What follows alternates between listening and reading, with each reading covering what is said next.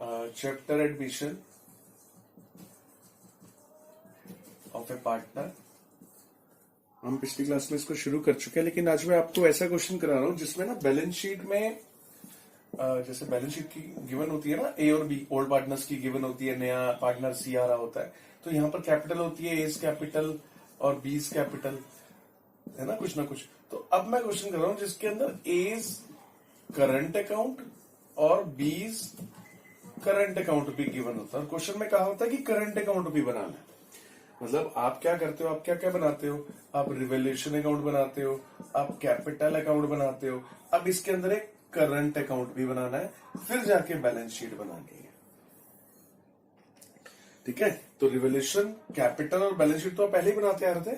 तो एक current account नया जो बनाना है, कैपिटल अकाउंट, करंट अकाउंट, दो बनाने हैं इसमें। तो ये करंट अकाउंट आज बनाना हम सीखते हैं कैसे होगा। ठीक है, तो ये क्वेश्चन डिफरेंशिएट कर लोगे ना, जिसके अंदर कैपिटल और करंट अकाउंट ये भी बनाना। ठीक है, तो देखो लेकिन इस क्वेश्चन को समझने से पहले आपको मैं एक करंट अकाउंट का फंडा बता दूं। करंट अकाउंट होता क्या है। देखो एक्चुअली फंडामेंटल में बता चुका हूं, मैं दोबारा बताता हूं कि कैपिटल जो होती है, वो कैपिटल अकाउंट जो हम बनाते हैं, दो मेथड होते हैं। एक होता है फिक्स्ड मेथड कैपिटल बनाने का, कैपिटल अकाउंट बनाने का, और एक होता है फ्लक्चुएटिंग मेथड। फ्लक्चुएटिंग मेथड, तो दो मेथड से हम कैपिटल अकाउंट बनाते हैं। ठीक है, फ्लक्चुएटिंग मेथड में सिर्फ एक ही बनता है कैपिटल अकाउंट, दैट्स ऑल, और कुछ नहीं। जो फिक्स मेथड होता है उसके अंदर दो कैपिटल अकाउंट मेंटेन होते हैं, एक कैपिटल अकाउंट होता है और एक करंट अकाउंट होता है। दो अकाउंट मेंटेन किए जाते हैं। ठीक है, कैपिटल अकाउंट और करंट अकाउंट। तो इसमें फर्क क्या है कैपिटल अकाउंट और करंट अकाउंट में? कुछ नहीं है, ये भी कैपिटल अकाउंट होता ए बी पार्टनर का ही है, जैसे आपको गिवन होता है। तो फर्क क्या है, कैपिटल अकाउंट जब एक ही बनाते हैं, यानी कि जब फ्लक्चुएटिंग मेथड से करते हैं तो एक ही कैपिटल अकाउंट बनाते हैं, तो उसके अंदर कोई भी चीजें कैपिटल ए और बी को जो मिल रही होती हैं, सब कुछ एक ही अकाउंट में आती है। जैसे मैं कैपिटल अकाउंट बना रहा हूं एक ही, ए बी सी, तो इसके अंदर हमें गिवन क्या होता है, बैलेंस गिवन होता है ए और बी का, वो यहां लिख ही लेते हैं। जनरल रिजर्व होता है, वो भी यही लिख लेते हैं, है ना। अगर कोई रिवोल्यूशन का प्रॉफिट आता है तो वो भी यहीं आ जाता है। अगर कोई इनको प्रॉफिट और कहीं से, जैसे अगर इन्होंने ड्राइंग की है तो वो ए और बी, वो भी यहीं आ जाती है। इंटरेस्ट ऑन ड्राइंग है, वो भी यहीं आ जाती है। अगर इनको कोई गुडविल ऑलरेडी अपीयर वाली गुडविल यही है। मतलब कहने का ये है कि कुछ भी ए बी को कुछ मिलता है तो इधर, और कुछ जाता है तो इधर, एक ही अकाउंट में सारी एंट्रीज डाल देते हैं, है ना। अक्सर ऐसे ही करते हैं, अब तक अपने क्वेश्चन किए वो भी ऐसे ही किए। लेकिन जो फिक्स मेथड है, इसमें क्या होता है, इसमें हम ए बी सी दो कैपिटल अकाउंट बना रहे हैं। ए बी सी, एक तो ये बना ही दिया, इसे कैपिटल अकाउंट बोल रहा हूं मैं। एक और बनाते हैं साथ साथ, ए बी सी, इसे हम बोलते हैं करंट अकाउंट। अब इस अकाउंट पर इस अकाउंट में क्या फर्क है, देखो कैपिटल अकाउंट जैसे बैलेंस दिया हुआ है ए और बी का, तो बैलेंस तो यहां आ ही गया, ए और बी का बैलेंस। अब जितनी भी चीजें आएंगी, जो छोटी मोटी चीजें ए और बी को मिल रही हैं, जैसे कि रिवोल्यूशन, जैसे जनरल रिजर्व लगा लो, वो जनरल रिजर्व यहां नहीं आकर वो यहां आएगा। जैसे और रिवोल्यूशन का प्रॉफिट है, वो यहां ना आकर वो रिवोल्यूशन का प्रॉफिट यहां आएगा। जैसे कि ड्राइंग्स है, तो वो यहां ना आकर वो ड्राइंग्स यहां आएंगी।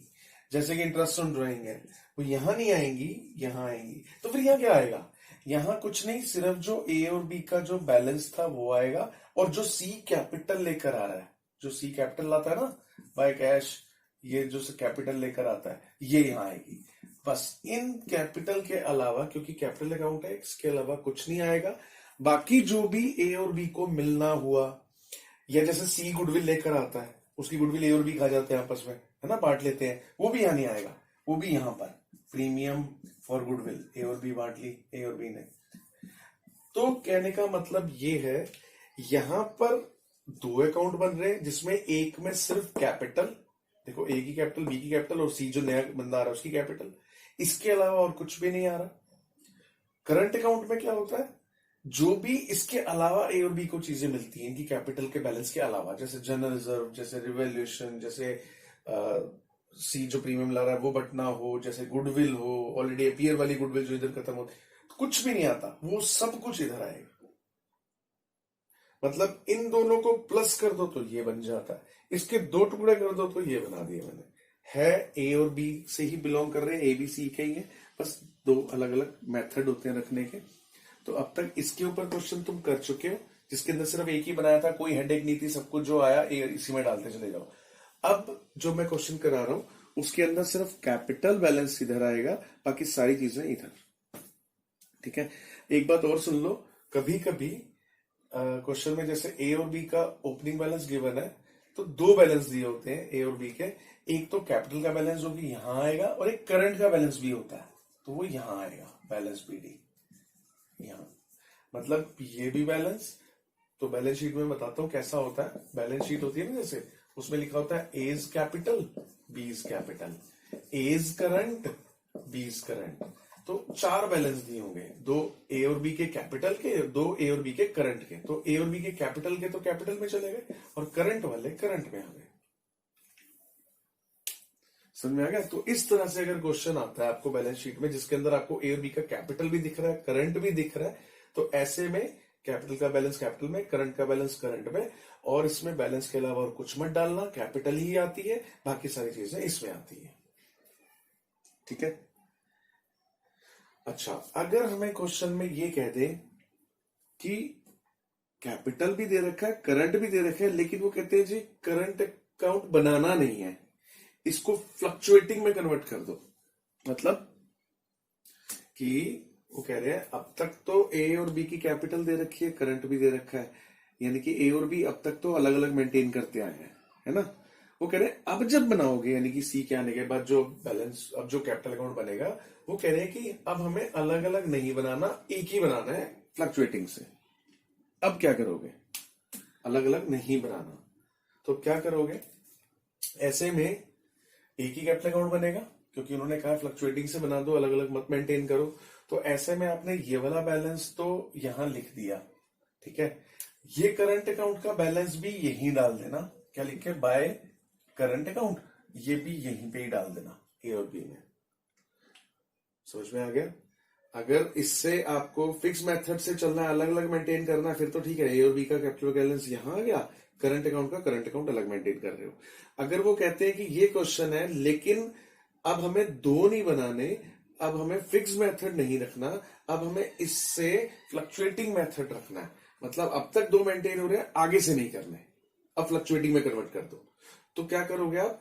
ए और बी का कैपिटल यहां पर, और जो करंट अकाउंट का बैलेंस है वो भी इसी में यहां पर डाल देना, और उसके बाद क्वेश्चन को जो भी चीज आएगी, क्योंकि अब तो अलग अलग तो मेंटेन हो नहीं रहे, अब तो आपने इसको सब मिक्स करके एक ही में कर दिया, तो अब सब कुछ इसी में डलेगा, यानी कि एक ही कैपिटल अकाउंट बनेगा, एक ही लास्ट में बैलेंस शीट भी निकलेगा। ठीक है, तो क्वेश्चन नंबर 70 में करवा रहा हूं, जिसके अंदर अलग अलग मेंटेन करना है। क्वेश्चन नंबर 71 भी ऐसा ही है, जिसके अंदर ऐसा दिया हुआ, लेकिन इसको मिक्स करके एक ही बनाना है।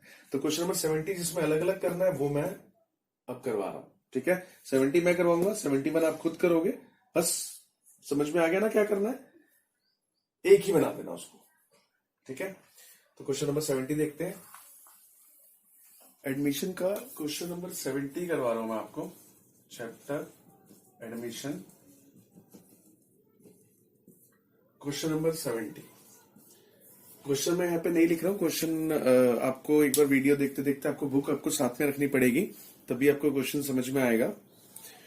ठीक है, क्वेश्चन नंबर 70 है, एक्स वाई इसमें पार्टनर है, 3:2 रेशो है, और जो क्वेश्चन में जो बैलेंस शीट दे रखी है उसका जो टोटल है वो 3,87,000 है। तो एक बार क्वेश्चन को आप पहचान लो, क्वेश्चन निकाल लो, उसके बाद वीडियो देखना। क्वेश्चन एक बार मैं रीड कर रहा हूं। क्वेश्चन में लिखा है एक्स और वाई 3:2 रेशो है, और बैलेंस शीट जो दे रखी है उसमें लायबिलिटी साइड पे देखो, क्रेडिटर्स है 45,000 के, जनरल रिजर्व है 36,000 का, कैपिटल और करंट दोनों दे रखे हैं अकाउंट। कैपिटल अकाउंट एक 80 एक्स का और 90,000 वाई का है, करंट अकाउंट एक्स का 30,000, वाई का 6,000 है, कैश एट बैंक दे रखा है 15,000, डेटर दे रखे हैं 60,000 और उसका प्रोविजन है 2400, पेटेंट से 44,400, investment 24,000, fix assets 2,16,000, goodwill already appear दे रखी है एसेट साइड पे 30,000, ठीक है। और एडजस्टमेंट है, provision for bad debt maintain करना है 5%, आउटस्टैंडिंग रेंट है 15,000, एक्रूड इनकम है not appear in the balance sheet जो है 4,500, X take over investment, X investment ले रहा है 18,000 में, न्यू रेशो 432 दे रखी है, जेड 60,000 कैपिटल लेकर आया चेक से, और लिखा है Z to pay amount equal to his share firms goodwill value at twice the average profit of the last 3 years। Firm की गुडविल जो है वो निकालनी है ट्वाइस करके, किसका ट्वाइस यानी कि इंटू 2 करके, किसका इंटू 2, एवरेज प्रॉफिट, प्रॉफिट दे रखा है 90,000, 78,000, 75,000। लास्ट एडजस्टमेंट जो एच है वो लिखा है half the goodwill is withdrawn by X and Y, X और वाई आधी गुडविल विदड्रॉ कर रहे हैं। और आपको बनाना है इसमें revaluation account, partners capital account, current account, balance sheet और जनरल एंट्री। जनरल एंट्री मैंने आपको सिखाई नहीं है, तो बाकी सब चीजें मैं बना रहा हूं इसमें, revaluation account, capital account, current account और बैलेंस शीट। देखो कहाँ आएंगे, सबसे पहले मार्क कर लेते हैं एडजस्टमेंट किस किस की है, मार्क कर लो अपनी अपनी बुक में। एडजस्टमेंट तो डेटर की है, आउटस्टैंडिंग रेंट इसमें है नहीं, और उसके बाद इन्वेस्टमेंट की है, और उसके बाद दैट्स ऑल, 3 एडजस्टमेंट है, उसमें मार्क कर लो। चलो सबसे पहले क्रेडिटर्स, क्रेडिटर्स बैलेंस शीट में यहां आएगा, कितने के क्रेडिटर्स हैं 45,000 के, 45,000 एडजस्टमेंट नहीं है इसलिए बाहर एडजस्टमेंट होती तो मैं अंदर लिखता। नेक्स्ट है जनरल रिजर्व, जनरल रिजर्व का मैंने आपको बताया बढ़ जाता है। अब सवाल ये पैदा होता है कि कहां बटेगा, कैपिटल अकाउंट में या करंट अकाउंट में। मैंने बताया था ना कि जो भी छोटी मोटी आइटम्स होती हैं वो सब करंट अकाउंट में जा रही है, तो बाय जनरल रिजर्व कितना है, क्या रेशो है, जनरल रिजर्व है 36,000 का, रेशो क्या है इनकी 3:2 रेशो है, तो 36,000 3:2 में बांट दो, 21,600 और 14,400, ठीक है।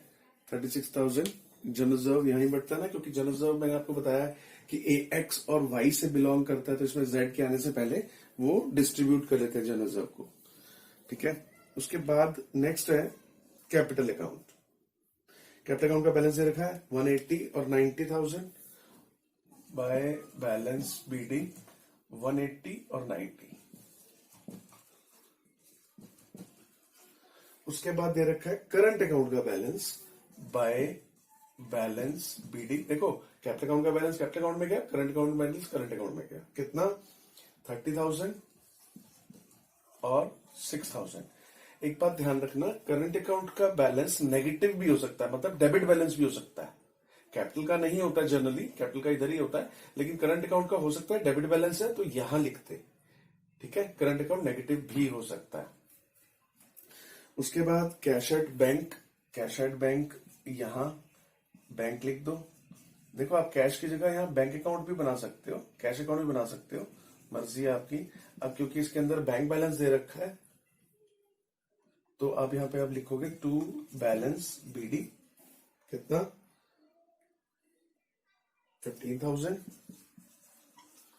उसके बाद है डेटर्स, डेटर्स की एडजस्टमेंट भी है इसलिए मैं इसको अंदर लिखूंगा 60,000 लेस प्रोविजन 2400। उसके बाद है पेटेंट्स, पेटेंट्स कितने हो गए, पेटेंट्स 44,400, पेटेंट्स की एडजस्टमेंट है नहीं, पेटेंट्स की एडजस्टमेंट नहीं है तो सीधा बाहर लिख देते हैं 44,400। उसके बाद है इन्वेस्टमेंट 24,000, इन्वेस्टमेंट की एडजस्टमेंट है 24,000।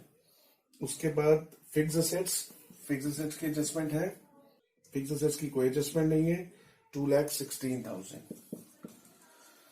अब देखो यहां पर लास्ट में गुडविल दे रखी है एसेट साइड पे, गुडविल क्या है already appear, already appear goodwill मैंने हमेशा बताया क्या करते हैं उसको राइट ऑफ कर देते हैं, है ना।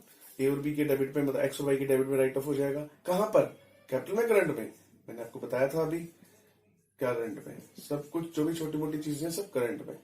गुडविल कितनी है 30,000 है, 3:2 में अगर बांटेंगे तो 18,000 12,000। तो ये हमने सारी की सारी बैलेंस शीट इसमें पोस्ट कर दी। अब हम आते हैं एडजस्टमेंट पे। हर एक एडजस्टमेंट का डबल इफेक्ट होता है, ये बात बिल्कुल भी मत भूलना। ठीक, सबसे पहली एडजस्टमेंट उठाते हैं। सबसे पहली एडजस्टमेंट है provision for doubtful debts 5% maintain करने हैं। देखो अभी प्रोविजन फॉर डाउटफुल डेट्स कितने हैं, कितने दिख रहे हैं आपको? 60,000 में जो डेटर है उसका 2400 प्रोविजन बने हुए हैं, लेकिन 5% मेंटेन करना है। 5% हुआ तो 60,000 का अगर 5% हुआ तो 3,000 रुपए बनता है, यानी कि प्रोविजन बने हुए 24 के।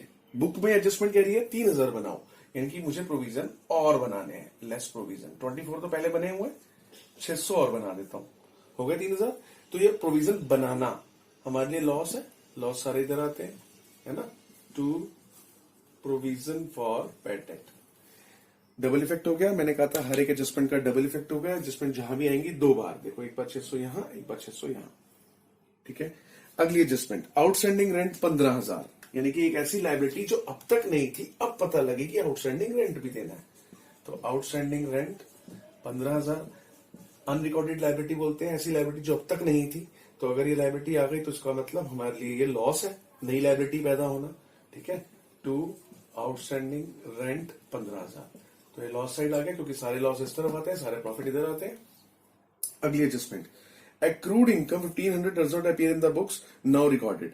ये कह रहे 1,500 रुपए कोई एक्रूड इंटरेस्ट है जो अब तक रिकॉर्ड नहीं है, ये भी अनरिकॉर्डेड एसेट है, यानी कि ऐसी एसेट जो अब तक रिकॉर्ड नहीं है, अब पता लगा कि वो एक्रूड इंटरेस्ट भी हमारे पास है, हमने लेना है मतलब। तो एक्रूड इंटरेस्ट हमारे लिए एसेट है। कितनी है एक्रूड इंटरेस्ट? 15,000, नहीं सॉरी, एक्रूड इंटरेस्ट कितना है? 4,500। तो एक बार तो 4,500 एक्रूड इंटरेस्ट हमारी एसेट बन गया, और नई एसेट्स आना, अनरिकॉर्डेड एसेट्स का आना हमारे लिए फायदा है। बाय एक्रूड इंटरेस्ट 4,500, ठीक है। उसके बाद नेक्स्ट एडजस्टमेंट पे आ जाते हैं। X take over investment agreed value 18,000, X investment 18,000 में ले गया। अब इन्वेस्टमेंट तो 24 की है, ये तो 18 में ले गया, क्या करें? सबसे पहला काम क्या करोगे, ये जो 24 की इन्वेस्टमेंट है, क्वेश्चन में लिखा है कि एक्स इन्वेस्टमेंट ले गया 18,000 में, तो सबसे पहले इस इन्वेस्टमेंट की वैल्यू, इसका मतलब 18,000 हुई ना, तो पहले यानी कि इस एडजस्टमेंट के 2 नहीं 4 इफेक्ट होंगे। ये 4 इफेक्ट मतलब ये 2 एडजस्टमेंट है। कैसे 2 एडजस्टमेंट? देखो इसमें लिखा है इन्वेस्टमेंट एक्स ले गया 18 में, तो पहले तो इस इन्वेस्टमेंट की वैल्यू कम हो गई 6,000, 24 है ना, 24 से 18 की रह गई, 18 की रह गई, तब एक्स ले गया। तो पहले तो 6,000 वैल्यू कम हुई, इसकी 6,000 वैल्यू कम हो गई, रीवैल्यूएशन हो गया, लेस रीवैल्यूएशन 6,000, और ये 6,000 लॉस हो गया हमारे लिए। टू इन्वेस्टमेंट, अब ये वैल्यू 18,000 की हो चुकी है, अब ये इन्वेस्टमेंट 18,000 की हो चुकी है ना। 24 में 6 माइनस होके, यानी कि ये वैल्यू 18 की हो चुकी है। अब इस इन्वेस्टमेंट को कौन ले गया? देखो 6 का डबल इफेक्ट ले चुके हैं हम, है ना, 18 की हो गई। अब ये 18 की जो इन्वेस्टमेंट है पूरी की पूरी एक्स ले गया, तो यहां से पूरी की पूरी इन्वेस्टमेंट कम हो गई, खत्म, लेस हो गई। लेस को हम ब्रैकेट लगा दो तो लेस ही डिनोट करता है वो। तो पूरी की पूरी इन्वेस्टमेंट 18 की यहां से गई, कहां गई? एक्स ले गया ना, तो एक्स के कहां पे डालूंगा, डेबिट में या क्रेडिट में? सोचने वाली बात है। अगर कोई पार्टनर इन्वेस्टमेंट ले गया है घर पर, तो हम उसकी कैपिटल को डेबिट करेंगे। डेबिट क्यों करेंगे, सोचो जरा। देखो अगर कोई पार्टनर फर्म की एसेट अपने घर ले जाए, पैसे नहीं दे रहा, बस एसेट उठा के घर ले गया, तो हम क्या करेंगे, उसकी कैपिटल को और बढ़ा देंगे या कम करेंगे? क्योंकि हमने उससे पैसे लेने ना, पैसे उसने दिए नहीं, फर्म की एसेट ले गया, तो हम क्या कहेंगे, ठीक है तूने पैसे तो दिए नहीं, हम तेरी कैपिटल में से 18,000 माइनस कर रहे हैं, यही करेंगे ना। तो इसलिए जब भी कोई पार्टनर एसेट लेके जाता है, तो एक तो एसेट गई यहां से, माइनस हो गई, और ऊपर से उसकी कैपिटल कम कर दी। कैपिटल हमेशा डेबिट साइड पे, चाहे कैपिटल करंट एक ही बात है, डेबिट में कम होती है और क्रेडिट में बढ़ती है, हमेशा ध्यान रखना, ठीक है। ऐसे ही अगर ऐसा होता कि एक पार्टनर लायबिलिटी अपने सर पे ले लेता, जैसे यहां पे तो असेट ले गया अपने घर में, असेट कम हो गई, उसकी कैपिटल को कम कर दिया। फर्ज करो एक पार्टनर है, वो कहता है भाई फर्म का कर्जा ना मैं अपने आप चुका दूंगा, तो क्या करते हैं हम, तो उसकी कैपिटल को क्रेडिट करते हैं। क्यों? क्योंकि भाई फर्म की लायबिलिटी वो कह रहा है मैं अपनी जेब से दे दूंगा, तो हम क्या करेंगे, उसकी कैपिटल को प्लस करेंगे, क्योंकि उसने फर्म की लायबिलिटी को अपनी जेब से पे किया, तो हम उसकी जितना पे किया उसकी कैपिटल में बढ़ा देंगे। भाई ठीक है तूने पे किया है, तो हम तेरी कैपिटल को बढ़ाते हैं। यहां पर क्या हुआ, उसने इन्वेस्टमेंट ले ली है, फर्म की इन्वेस्टमेंट निकाल ली, लेकर अपने पर्सनल यूज के लिए घर ले गया, है ना, तो उसकी कैपिटल को कम करेंगे क्योंकि हमने उससे पैसा लेना है इस बार, ठीक है। तो 18 का डबल इफेक्ट हो गया। नेक्स्ट एडजस्टमेंट, यहां पे लिखा है नई रेशो 432 है, चलो तो न्यू रेशो है, इसका आगे चलते हैं, कोई एडजस्टमेंट नहीं होती है, न्यू रेशो है तो एक इंफॉर्मेशन दे रखी है आपको। नेक्स्ट है जेड 60,000 रुपए कैपिटल लेकर आया चेक से, जेड कैपिटल लेकर आया, देखो अब ये कैपिटल लेकर आया, मैंने आपको अभी बताया था करंट और कैपिटल के बीच में डिफरेंस, कैपिटल इसमें आती है, जो बाकी सब चीजें जो डिस्ट्रीब्यूट प्रॉफिट रिजर्व वगैरह वो सब इसमें होता है, ठीक है। तो यहाँ पे तो जेड कैपिटल लेकर आया है, कितनी कैपिटल लेकर आया है 60,000, तो बाय एक तो जेड में 60,000 यहां आ गए और दूसरा पैसा आ गया ना 60,000, अब यहां पे क्या लिखेंगे, टू में क्या लिखेंगे और बाय में क्या लिखेंगे, इसका डबल इफेक्ट कहां दिख रहा है, बैंक में ना, तो बैंक, इसका डबल इफेक्ट कहां दिख रहा है, जेड की कैपिटल में ना, टू जेड्स कैपिटल। यहां पे मैंने बैंक क्यों लिखा, क्योंकि उसमें ये इसका डबल इफेक्ट बैंक में जा रहा है, और वैसे भी क्वेश्चन में ये लिखा है कि जो 60,000 रुपए जो कैपिटल लाया है ये कैश नहीं लेकर आया, चेक से लाया, चेक से लाया तो ऑब्वियसली बैंक ही आएगा, कैश लाया होता तो मैं बाय कैश लिखता और फिर ये इसको मैं कैश अकाउंट बनाता, अब क्योंकि इन्होंने कहा बैंक से ट्रांजेक्शन हो रही है तो इसलिए मैं बैंक लिख रहा हूं, बैंक अकाउंट बना रहा हूं, ठीक है। नेक्स्ट एंट्री, इसमें लिखा है जेड जो है is to pay an amount equal to his share firm's goodwill, वो कह रहे हैं फर्म की गुडविल भी ले आया, वो जेड को कितनी गुडविल लानी थी, पहली बात देखो इनकी रेशो है 432, न्यू रेशो दे रखी है, यानी कि जेड का शेयर आपको यहां से मिल जाएगा, वैसे जेड का शेयर नहीं दे रखा तो आपको जेड का शेयर पता लग गया 2/9 है, ये बात ध्यान रखना, ठीक है, जेड का शेयर 2/9 है, तो इसमें लिखा है कि जेड गुडविल ले आया, 2/9 शेयर की गुडविल ले आया, अब गुडविल है कितनी, पहले गुडविल निकालनी पड़ेगी, तो आप वर्किंग नोट में गुडविल निकालोगे, गुडविल जो निकलेगी एवरेज प्रॉफिट, 3 साल का एवरेज प्रॉफिट का ट्वाइस, 3 साल का एवरेज प्रॉफिट मतलब 90, 78 और 75, ये 3 साल का प्रॉफिट है, 90, 78 और 75, ये तो हो गई 3 साल की एवरेज और उसका ट्वाइस, ये कह रहे हैं जी गुडविल ऐसे निकालना, तो ऐसे निकालेंगे गुडविल, गुडविल आ गई हमारी इसमें